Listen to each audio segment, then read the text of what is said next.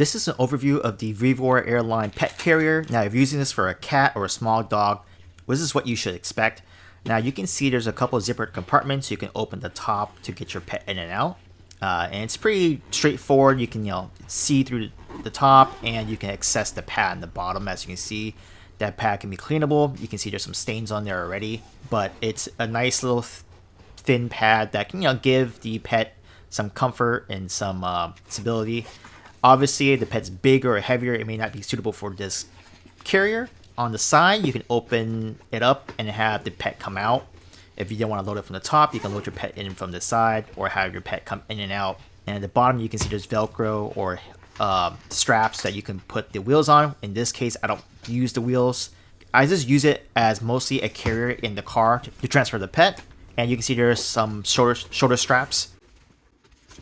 Now, this pet, I have right here a French Bulldog, about 20 pounds, and I have the French Bulldog inside the carrier. And as you can see, it fits really well. And you can feed your dog or your cat on top if you have issues putting them in, just to keep them calm. And you can see the dog's just moving around easily, and now I can carry the dog with the strap on top.